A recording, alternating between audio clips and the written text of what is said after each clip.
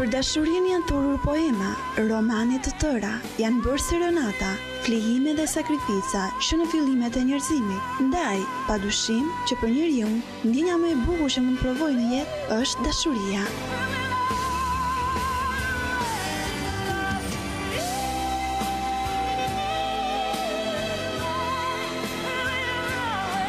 Ajo vjen në shumë forma, dashuri për një djalë ose vajzë, dashuri për atë dheun, dashuri për prindrin, për jetën, apo dhe për sende ndonjëherë. Padyshim që dashuria jep njeriut një forcë sa toksore ashtu dhe qiellore në shpirt. Dhe gjithë të gjëra pozitive e bëjnë njeriun më të lirë, të aftë të bëjë gjithçka, me forcën dhe vullnetin e duhur për të arritur dhe të pamundurën. Madje edhe të sakrifikojë për të.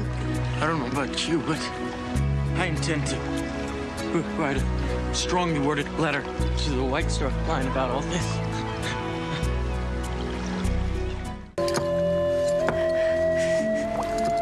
I'll never let go. I promise.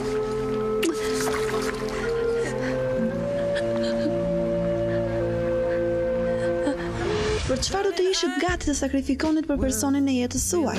Është një pyetje e vështirë, për të cilën do kush mund të përgjigjej. Gjithçka, e ndonjë tjetër, asgjë. Por si gjithmonë, e vërteta qëndron në mes. Një nga dilemat më të mëdha që kanë sot çiftet në botë është sakrifica për të bashkuar partnerit në një tjetër shtet, pasi është ofruar një punë e mirë.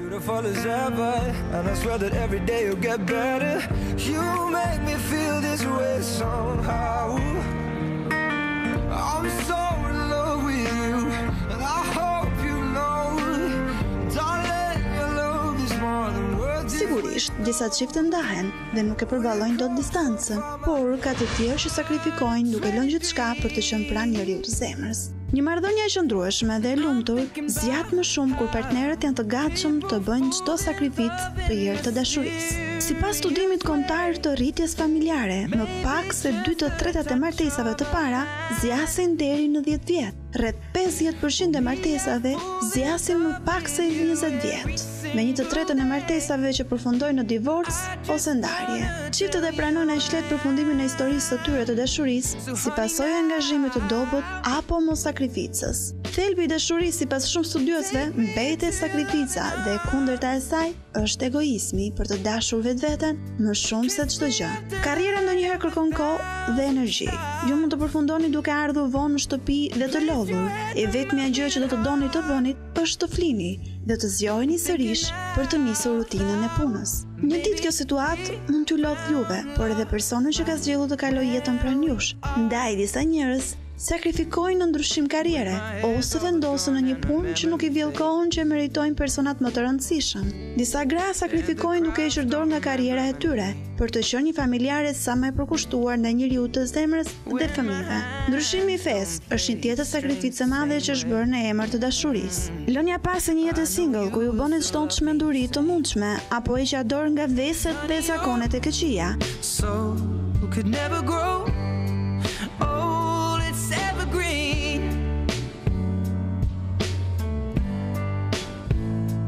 Baby, your smile's forever in my mind and memory. Shpenzimi i tepërt i parave, flirtet e pafajshme, pavarësia, privatësia, liria dhe egoizmi janë disa sakrifica të mëdha që shumë njerëz në botë i kanë bërë në emër të dashurisë. I'm not what you need.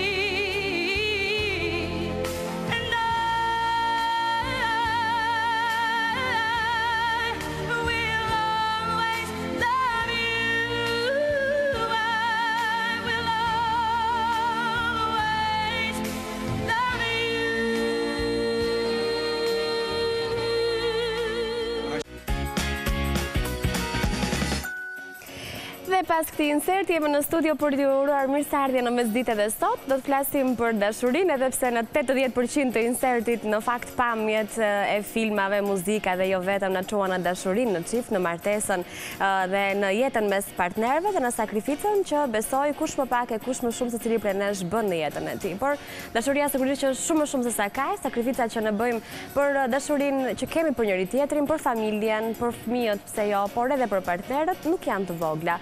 Kështu që do flasim për këtë sot, për gjërat që ne bëjmë apo nuk do të bënim kurrë në emër të dashurisë, për sakrificat e vogla apo të mëdha që bëjmë për hir të tjetrit, apo që të tjerët bëjmë për ne në fundit, sepse është reciproke.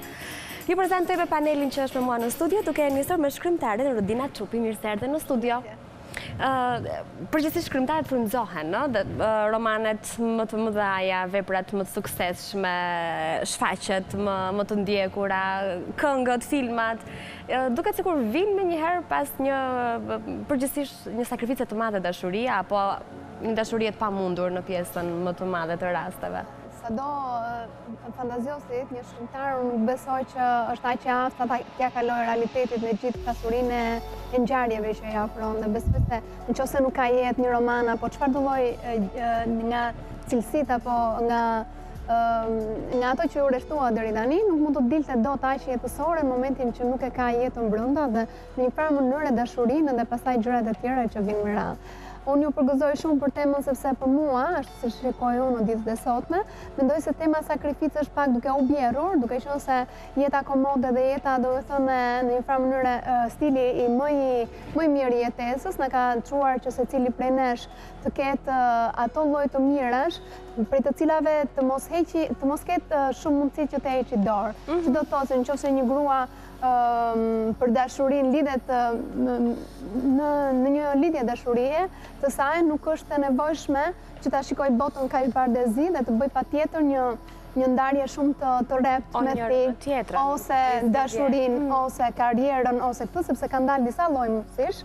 Unë besoj se po mbetet pak në të kaluarën kjo pjesa e rëndesa ose pjesa e rënduar e fjalës sakrificë, pasi flas që nëse në ditët e mëparme një grua, ose përgjithsisht një grua, sepse domethënë sakrificat më të mëdha ajo i bënte që nga momenti që merrte vendimin për të dashuruar me dikë, pastaj me faktin që do martoheshe. Vetëm se të marrësh vendimin për të dashuruar, jo gjithmonë ka sens. Nuk është vendim, them unë. Dashurohesh. Do apo nuk do. Jo, pikërisht kjo, megjithatë, kur ti thua sakrificë, bie të lësh diçka të shtrenjtë për diçka të tjetër të shtrenjtë. Që ti po e zgjedh të re dhe të bukur që të bën të ndihesh mirë, por ama nëse ti lë profesionin, familjen, adeon, lë diçka tjetër tënde të thjeshtë, kjo bëhet në një farë mënyre një lloj pengu që ty të ngjelet për tërë jetën dhe që ti nuk ndihesh asnjëherë realizuar. Në ditët e sotme kur një grua nuk ka nevojë ta lëri mbiemrin e saj, familjen e saj, sepse shkon në një familje që zgjedh bashkë me bashkëshortin apo bashkë me të dashurin e saj,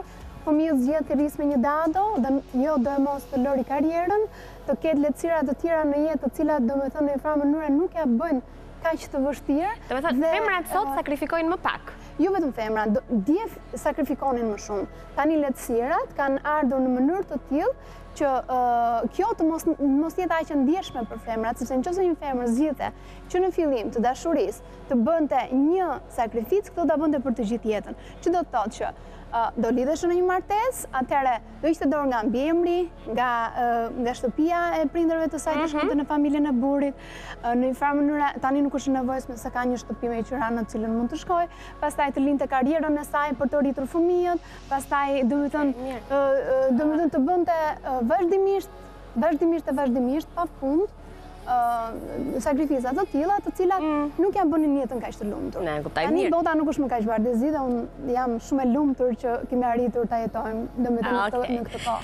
Mirë, prezantoj të dy historitë të tjerë dhe pastaj ndajmë të gjithë mendimet tona në këto ditë të nxehta ku në fakt flitet vetëm për politikë. Kemi kënaqësinë të kemi në studio një politikan që këtë herë do të flas për ato sakrificat e vogla që ka bërë në jetën e tij, zoti Fatbart Kadilli. Mirë se erdhët në studio. Në material u tha pak më parë që një ndër sakrificat në fakt që shqiptarët i kanë bërë që pas viteve 90 dhe që nuk kanë qenë të vogla është ndarja, emigracioni. Eksperienca e familjes tuaj është e tilla apo jo? Domethënë distanca, po them, të jetuarit në distancë, është një lloj sakrifice? Është patjetër sakrificë, po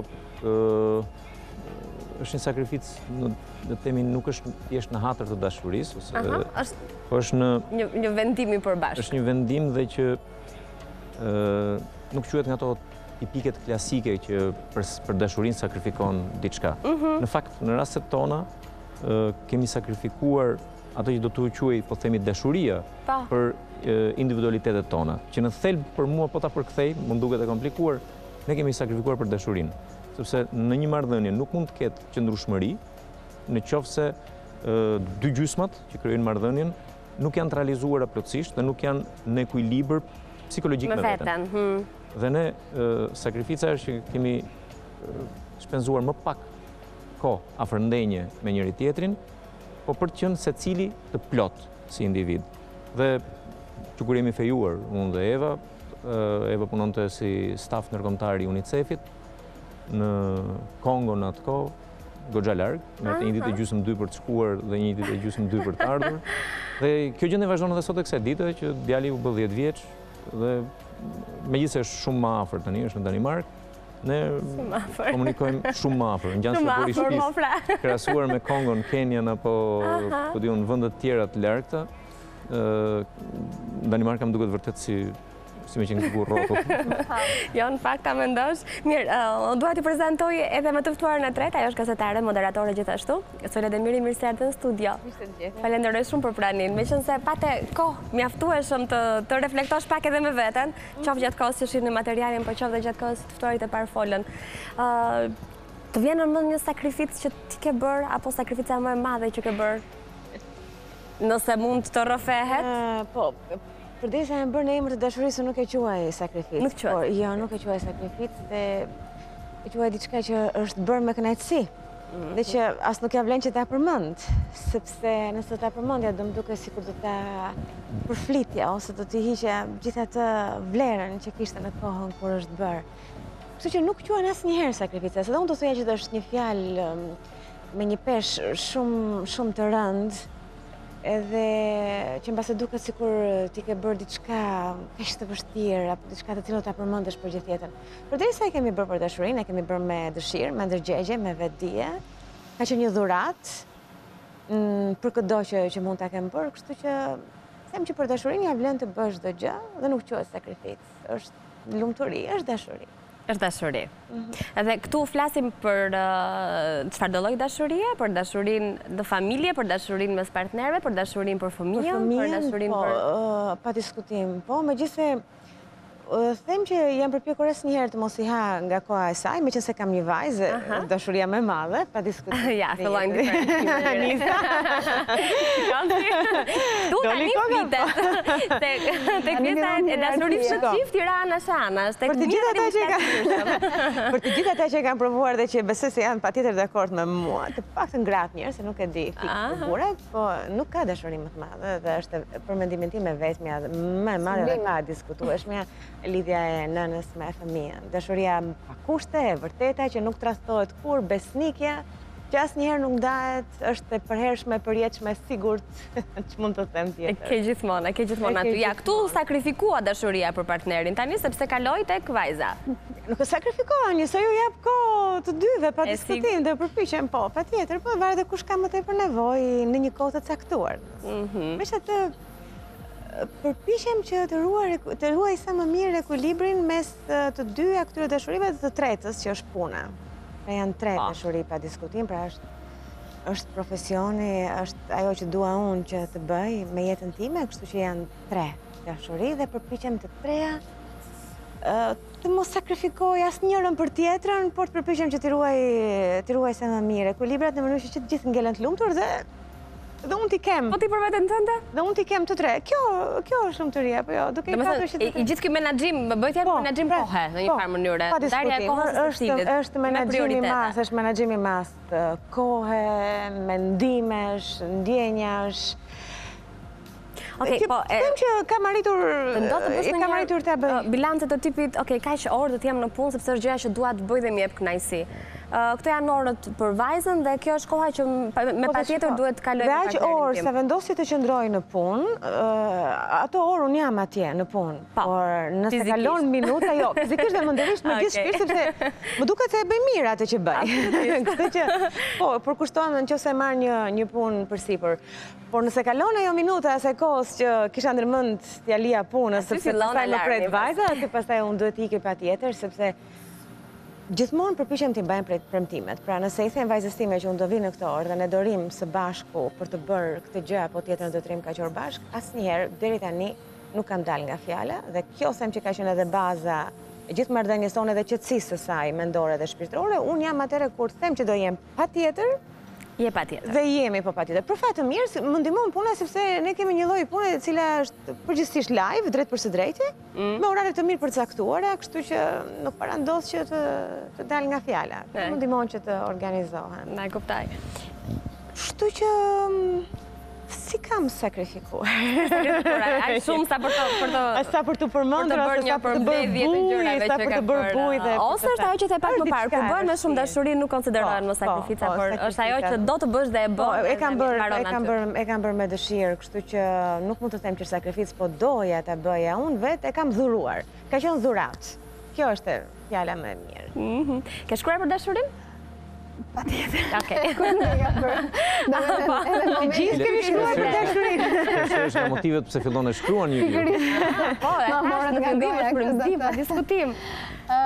Kjo nuk diskutohet, do të thënë është e padiskutueshme dhe besoj që sado që dalin Nobela dhe pjesa më e madhe e Nobelave i jepet në ditët e sotme, i jepen disa romaneve që nuk e kanë pikë të fortë këtë gjë, dashurinë, sepse konsiderohet tashmë njësoj si filmat që duken pak më familjar në momentin që ka dashuri brenda, në momentin që ti fut duan edhe gjëra të tjera të skajshme që mund të bëhen në mënyrë kompjuterike, atëherë filmi në ditët e sotme është një sukses. Megjithatë, çfarëdo lloj moderniteti të ndodhi në botë, ne jemi në shekullin e 21 dhe nuk ka pasur asnjë shekull ku dashuria të mos ketë qenë fjala e fundit, jo vetëm për shkrimtarët, po domethënë e kuptimit të jetës së çdo njeriu në përgjithësi.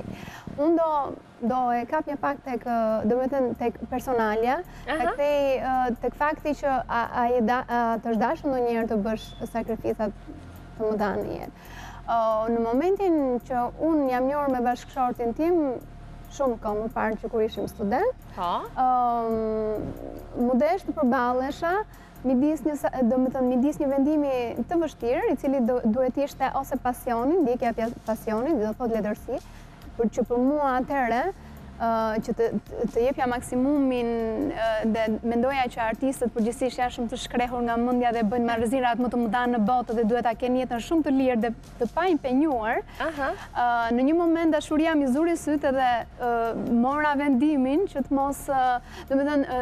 mos i jepesha letërsisë, por të jepesha personit me cilin isha lidhur. Në atë moment unë me sinqeritetin më të madh them që e ndjeja në një farë mënyrë e peshun e sakrificës. Por unë besoj atë që tha edhe pak më parë zonja që është çelësi i artë është të mbash në ekuilibër, ta bësh të shëndetshme këtë ka një mënyrë për ta bërë të shëndetshme këtë që thuhet që është sakrificë. Unë mendoja që duke bërë këtë zgjedhje time kisha ishur përfundimisht dorë nga letërsia, gjë që nuk rezultoi fare vërtet, se njeriu kur e ka të brendshme normalisht do të shpërthej diku. Pse duhet të hiqet dorë nga letërsia? Do të thonë se vendos në veten, se vendos ne kishte vendosur veten me zgjedhje. Ishte një lloj vendim, ishte një lloj mendimi im që artistët duhet të jenë tërësisht të lirë për tu.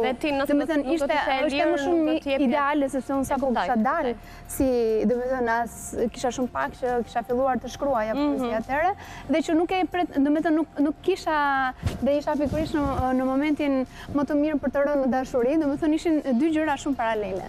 Megjithatë, siç e thash pak më parë, jo vetëm që nuk rezultoi që ishte një sakrificë për të cilën duhet të mbetesha peng, por përkundrazi më kthye në një vlerë, më kthye në një lloj besarit vogël, dhe aty zbulova që letërsia është një fshëllim në erë, dhe për të nxjerrë këtë fshëllim u duheshin dy buzë paksa të shtrënguara dhe paksa të hapura, për të nxjerrë të zërin e bukur që ishte letërsia, sepse pa përvojat e mira të jetës, një letërsi e mirë nuk mund të ekzistonte. Gjë që mua them sot e kësaj dite më ka ndihmuar. Kaloj tek pyetja tjetër që sapo bës. Besoj se në çdo libër, në çdo prej 4 librave të mi me poezi, jo vetëm që mendoj që gjërat e bëra me pasion në një farë mënyrë e tregojnë, nuk ka, domethënë është një gatim shumë i mirë që para se të futesh ti në shtëpi me njëherë ndjen aromën. Pjesën më të madhe të poezive shkojnë sa nga dashuria, pastaj edhe pak nga erotizmi dhe një pjesë e madhe e lexuesve të mi, domethënë e kanë vlerësuar në këtë lloj balance. Dhe besoj që nuk ka gjë më të shëndetshme në momentin që ti vendos ekuilibra midis asaj që është jeta jote dhe vepra jote, midis asaj që është dashuri dhe është sakrificë. Domethënë, momentin që ti krijon një këtë lloj balance, ndihesh kaq i qetë shpirtërisht dhe ke një motiv shumë të madh për të vazhduar me të dyja paralelisht si shtylante një treni. Pse duket sikur femrat ankohen shumë, sikur sakrifikojnë shumë më shumë se sa meshkujt në jetën e tyre. Në fakt janë edhe biseda të zakonta që ne i bëjmë dhe mes njëra tjetrës. Meshkujt ne themi që vazhdojnë jetën e tyre si para martese, si pas martese, janë të lirë, kanë kohë të merren me veten, me misit e tyre, me karrierën e tyre, ndërsa ne duket sikur dorëzohemi, lëm gjithçka nga vetja, nga jeta dhe po bëjmë sakrifica të mëdha. Para se del ke kjo se po patjetër. Rudina. Kam përshtypjen se në panel jemi tre qenie shumë të ekuilibruar, përshëndetshme, e kemi zgjidhur raportin sakrificë dashuri dhe ndoshta nuk jemi tërheqës për njerëzit që... Jo, tani unë për ata që bëjnë mesdite për dashuri. Ndoshta do ishte dhe më jemi duket mua, më pak. Do ishte dhe më mirë. Derisa e ka zgjidhur temën. Do ishte më mirë që ta zhvishnim pak nga ekuilibri bisedën. Në thelb ka sakrificë. Nuk është e këndshme ta përmendësh. Mirë është ta ekuilibrosh gjithmonë, po ka patjetër sakrificë. Dhe po të kthejmë ke pyetja, rolet gjinore kanë qenë të ndara në mënyrë të tillë në shoqëri që dashuria që është, si thua, tharmi që çon drejt martesës, që është qëllimi i ekzistencës së qenies, për tu riprodhuar, për tu trashëguar. Kjo dashuri, ky tharm, do të çonte në martesë pra që kur lindesh në projekcion martesa, dhe martesa i është besuar një shoqërie patriarkale që në thelb ka babain, ka burrin, dhe rrotull vjen mamaja, pra nëna, mëmësia, fëmijët e tjerë. Dhe në këtë lloj modeli shoqëror që ne akoma dhe sot jetojmë, pavarësisht se ka ndryshuar shumë nga shekulli i kaluar apo ai përpara të kaluarit, përsëri është një shoqëri që akoma quhet kryefamiljari, quhet burri, nuk quhet gruaja, nuk quhen bashkë kryefamiljar akoma.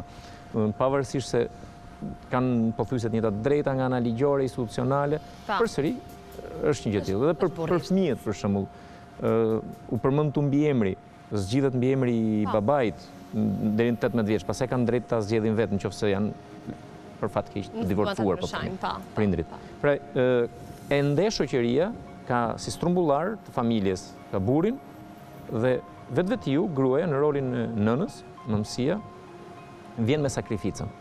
Dhe roli gjinor ka qenë i tillë që burri duhet punonte, të rinte jashtë shtëpisë, ndërsa gruaja merrej me punët e shtëpisë. Ekonomia e shtëpisë kështu ka qenë ndërtuar. Sot është shumë më pak. Sot në rastin konkret, i me shoqi është në Danimark, ka qenë në vende të tjera, punon ajo madje pak më shumë se unë, se në politik nuk është se thyet shati, krahasuar me punën e bashkëshortes time. Pra, sot janë shumë të ekuilibruara gjërat. Sakrifica përsëri ekziston. Ndërkohë, djali është me nënën, natyrisht. Shumë herë më e nevojshme nëna, ku përmend si modeli dashurisë, por nuk është vetëm modeli dashurisë, është edhe nevoja që ka fëmia është shumë më tepër për... Meqense është rasti Danimarkës, nëse më lejohet të tregoj vetëm një shaka të shkurtër. Patjetër që po. Për treguar se sa shumë e shtrenjtë është nëna dhe në një rast të tillë udhëtimi. Pyesnin nëna dhe babai djalin se kë donte më tepër. Ai thoshte të dy. Po mirë, se atëherë nëse shkojmë mami në Paris dhe unë në New York. Ta themi në Danimark. Me këtë shkojë ti? Ai po shkojnë Paris ta me mami se Parisi shumë i bukur, kam shumë dëshirë ta shoh. E tha babi, mirë tha, po nëse unë shkoja në Paris dhe mami në Danimark. Po sa në Danimark tha do shkoja me mamin. Po pse i tha, i ty të pëlqente Parisi? Po unë e pashtje Parisin me mamin. Kështë pras me mamin të shkoj.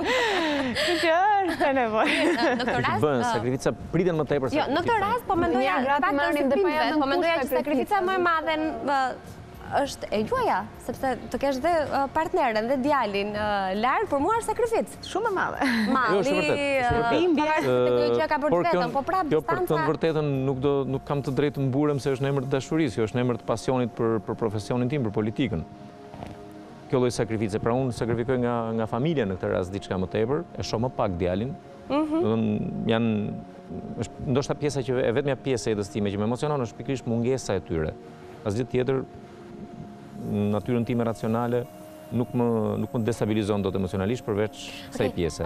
Por sakrifica në vetvete është përsërinë emër të thashë në fillim të fjalën në rrugën e parë, është përsërinë emër të dashurisë. Unë nuk do isha i shëndetshëm në këtë lloj raporti, nëse unë nuk do të kisha të plotësuar sadopak, ai sa unë e quaj vetën të plotësuar në atë që është zgjedhja ime, që është pasioni i jetës time, që është politika. Në aktivizmi publik, mos e quajmë thjesht politikë. Unë kam provuar dhe si aktivist i shoqërisë civile dhe kur jemi fejuar kam qenë thjesht një aktivist i shoqërisë civile dhe si aktivist në politikë. Për aktivizmi publik mua më thith.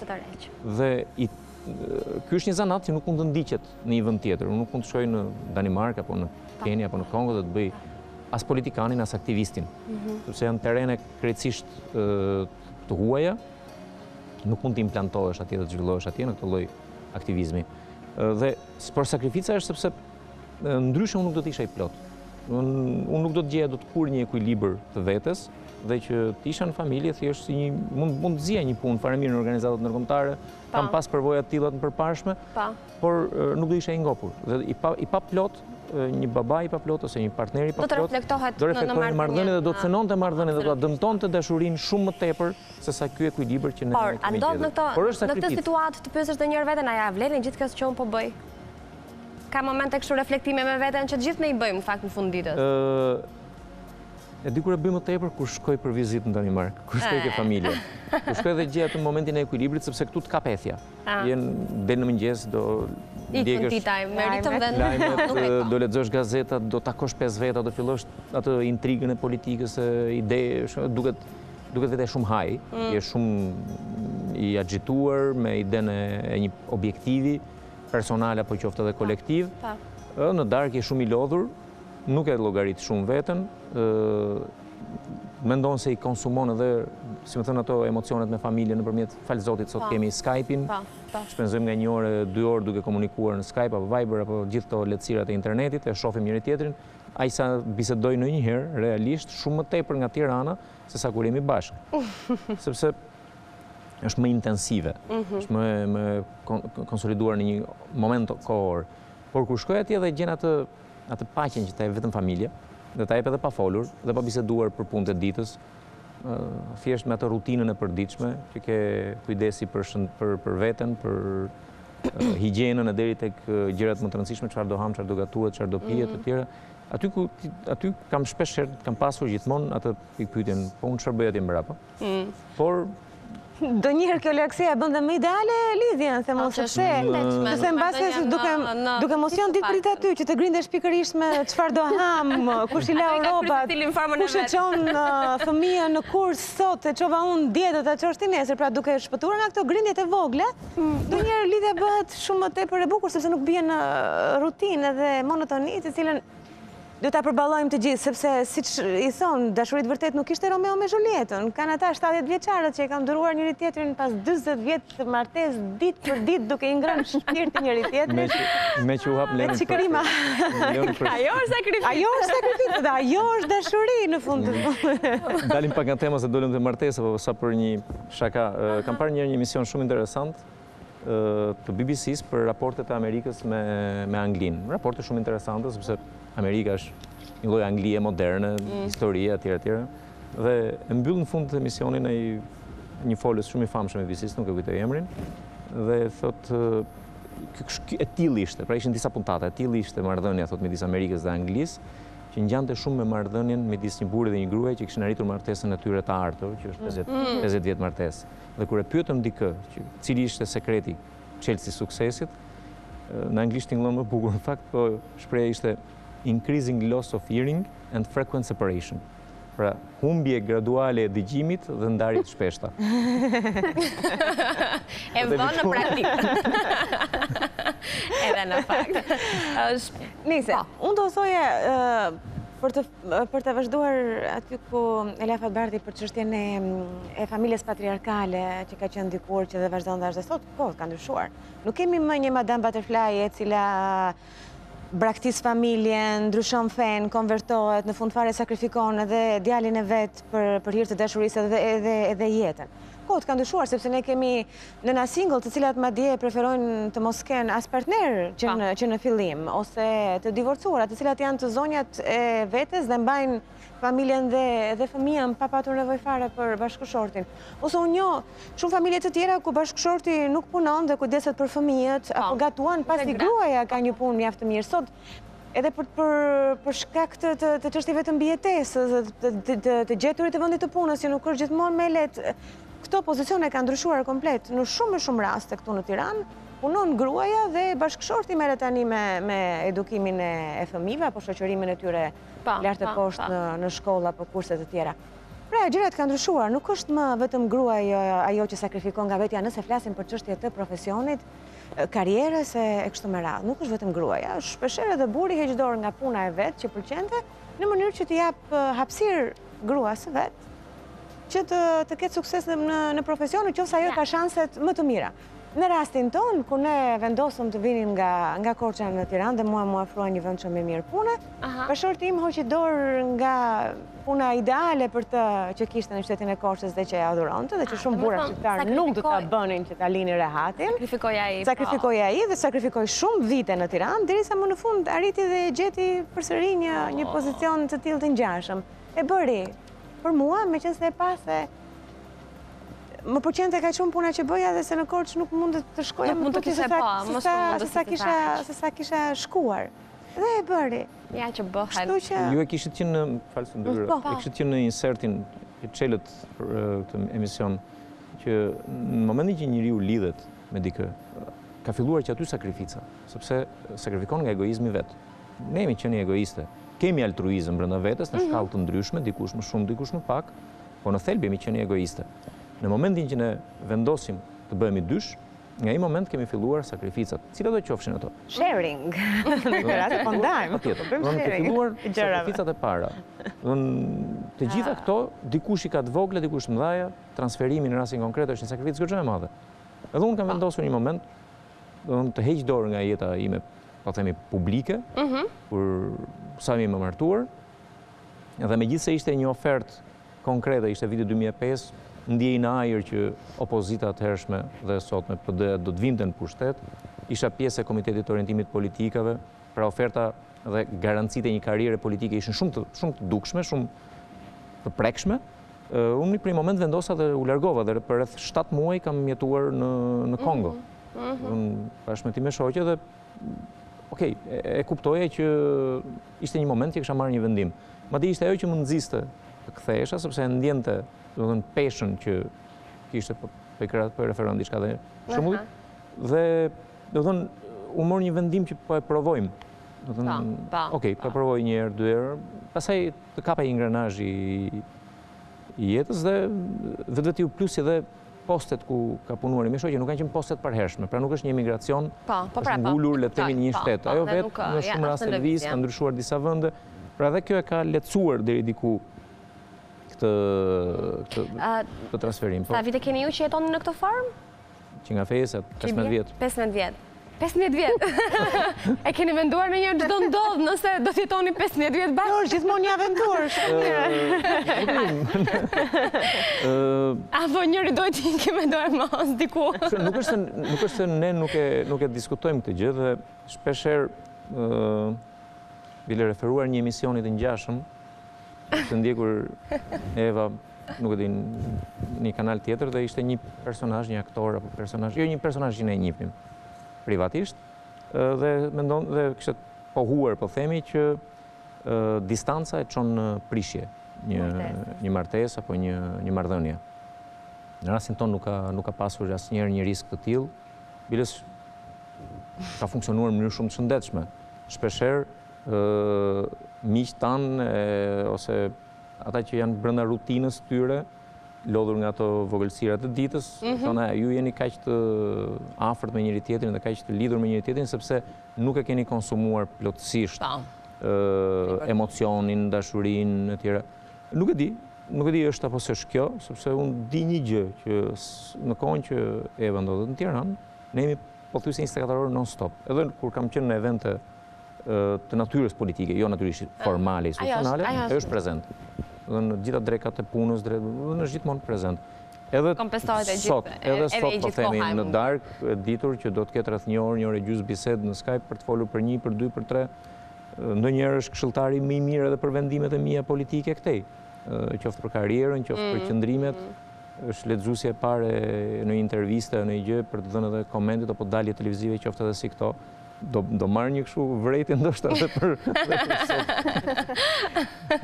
Interesante është e gjitha kjo ta mendosh, 15 vite vërtet. Po në thelb ekziston sakrifica, sepse në për sakrificën ekziston sepse mungesa, mosqenia pranë, vetvetiu çon në ngarkesa që ti nuk e ke në atë çast, do atë momentit duhet.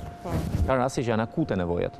Megjithatë, ka edhe njerëz të tjerë, domethënë që kanë vërtetuar të kundërtën e kësaj, dhe unë besoj se është brenda njeriut në mënyrë që ta jetoj shëndetshëm të gjithë këtë, sepse ka pasur ju jetoni për ditë me lajmet televizionit dhe ka pasur shumë njerëz që janë kthyer nga mërgimi dhe kanë gjetur një tjetër realitet në familjen e tyre dhe nuk kanë qenë ndoshta kaq të pranishëm në jetën e njëri tjetrit sa që keni qenë ju nëpërmjet Skype-it për shkak të mundësimeve më të pakta që kanë pasur në jetën e tyre dhe kjo ka shndërruar në një tragjedi.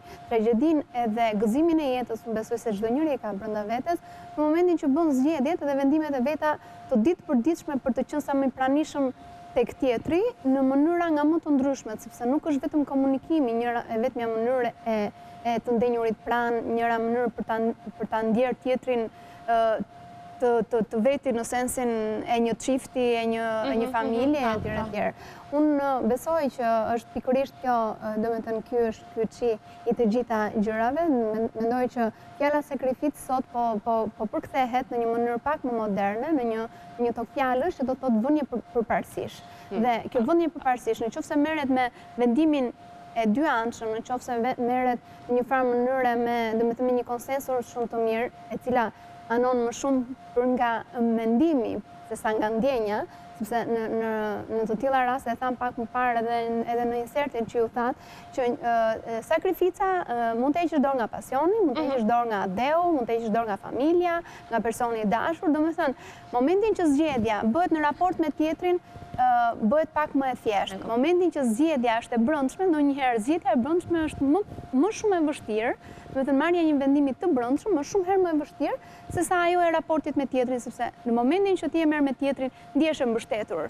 Dhe në një farë mënyrë edhe përgjegjësia është ndarë më dysh, edhe domethënë kënaqësia është ndarë më dysh, edhe pastaj arritja e suksesit ndahet përsëri më dysh, dhe kjo arrin atë gjendjen e ekuilibrit që thash. Momentin që e ke brenda vetes këtë ndjenjën e tmerrshme, nëse do të mbetet peng që nga kjo nga kjo sakrificë ti shijon atë hidhsinë e pengut dhe nuk shijon faktin që domethënë mund t'i gëzohesh dhe të gjesh flori dhe aty në atë baltën në të cilin mund të hedhë jeta dhe të papriturat që ajo mund të cilli, atëherë domethënë gjëra përmbyshet. Këtë do ja kthej edhe unë pak më parë. Ka shumë vajza që apo dhe djem, po vajta në rastin më të shpesh që lën edhe studimet për shkak se nisin një jetë familjare shumë herët dhe mbas 10 vitesh kuptojnë që nuk mund bëjnë asgjë me jetën e tyre. Ndryshojnë depozitat e tyre shoqërore, nëse burri është rritur dhe ka që është sakrificë shumë e madhe që bëhet në një moshë të papjekur dhe që më vonë ka pasojat e saj dhe ndoshta i rikthehen kur e kuptojnë që nuk ka qenë gjëja e duhur për të bërë. Asnjëherë nuk duhet të harrojmë që përparësia jemi ne, siç thamë, jo sepse jemi qenë egoiste, por vërtet duke qenë mirë ne, do të janë mirë edhe ata që kemi rreth rrotull, dhe nëse ne nuk jemi të lumtur, të gjitha marrëdhëniet që kemi rreth nesh nuk kanë për të qenë të lumtura. Nuk do funksionojnë. Është edhe sekreti tjetër i madh që nuk ka rëndësi se sa shumë na jep jeta ose sa pak, rëndësi ka të jesh i lumtur me atë që ke. Që jo të gjithë jo të gjithë. Kjo është formula që funksionon gjithmonë. Kjo po, pyetja drejt fundit, ka dashuri pa sakrificë? Ose një dashuri që s'ka kaluar ulje ngritje sakrifica apo e vënë në provë, si shta dhe materiali. Ka përgjigjen që është dashuri? Madje dhe njerëse sa më shumë mund të kenë sakrifica, probleme, ulje ngritje, grindje me njëri tjetër, në aq më shumë duhen, dhe më rëndësi ka që në fund të ditës të pajtohen dhe të flasin njëri tjetrit, dhe rëndësi ka si kthehen përsëri tek njëri tjetri. Sepse s'do të kishte kuptim nëse Ne nuk do kishte kuptim nëse nuk do grindeshim ja 4 hera ose 5 herë në ditë. Dhe një 30 herë të tjera në telefon. Në fund, rëndësi ka kur takohemi dhe se si pajtohemi dhe se si flasim Që harrohen të gjitha. Dhe të gjitha harrohen dhe jemi përsëri bashkë. Kjo është e rëndësishme. Në qoftë se nuk ka sakrificën, besoj një çift, në qoftë se asnjëri nga ata nuk e ka sakrificën se mund të jenë mirë nga gjendja ekonomike, të kenë një karrierë shumë të mirë. I kanë gjëra më të rrezik, Kanë një sfidë tjetër, që është sfida që cili sa marrëzi do bësh për dashurinë, që dhe kjo është pjesë e sakrificës, por jo në të gjitha rastet. Në çmarrëzi je i aftë të bësh për dashurinë në mënyrë që ta mbash gjallë atë, sepse o njëra o tjetra duhet diçka për të qenë motor. Jo, duhet një motor, patjetër një motor i brendshëm i dashurisë, edhe do gjesh forma të tjera që të zëvendësojnë sakrificën për të qenë vazhdimisht në, domethënë, me go on. Po ta shoh në mënyrë pak më filozofike, megjithëse në fund të misionet të mund ta filozofojmë, po në mënyrë artistike quhen marrëzi. Në mënyrë pak më racionale quhen sakrifica. Në thelb unë nuk i shoh të tilla dhe sinqerisht janë sakrifica, por janë pjesë të vetmohimit. Momentin që ke hyrë në një marrëdhënie, ti mohon diçka nga vetja dhe e ndan me tjetrin. Po ti je i përqendruar ta shohësh edhe marrëdhënien si plotësim të vetes. Okej, po kam përshtypjen që është çështje moshe, edhe diferenca e të quajturit marrëzi dhe sakrificë. Pra, kur je më i ri, duken si marrëzi të moshës, si kapriço, si të pamenduara fare madje. Ndërsa në një moshë më të pjekur fillojnë edhe bilancet, fillojnë edhe për llogaritje, çfarë do bëj, çfarë marr, çfarë më kthehet. Po fola për një rast konkret, e parë në tërësinë e gjërave, secili nga ne ka bërë marrëzitë e vet, apo e parë në një marrëdhënie, pra në një dashuri, dhe duke folur individualisht për një dashuri, në momentin që njeriu është i përqendruar dhe e plotson veten, siç e plotson veten në profesion, miqësi, në gjithçka, edhe marrëdhënien e ka si plotësim të vetes, jo thjesht egoizëm, por si një plotësim, si një ndërtim të vetes së tij në një propozim të dytë, pra jo propozim individual, por propozim dysh. Në atë rast nuk llogaritet më si sakrificë, nuk llogaritet më si marrëzi, është thjesht kënaqësi. Është kënaqësi. Edhe kur bën gjëra të çuditshme, pra jo të natyrshme, jo të zakonshme, nuk janë marrëzi, janë gjëra të kënaqshme. Edhe kur bën sakrificë, nuk është më sakrificë, është një kënaqësi. Pra janë të dyja kënaqësi. Janë të dyja kënaqësi. E mbyllim? Ja që ka nevojë njeriu të bëjë kështu bisedash ndonjëherë. Unë falenderoj shumë që ishit në studio. Një uroj ditë të mbar në vazhdim. Mirashëm këtë studio gjithmonë sepse kemi nevojë për ju. Faleminderit. Ne kemi tani publicitet, do kthehemi sërish sepse e vazhdojmë transmetimin tonë me një tjetër pjesë, ja zvolojmë pak më vonë.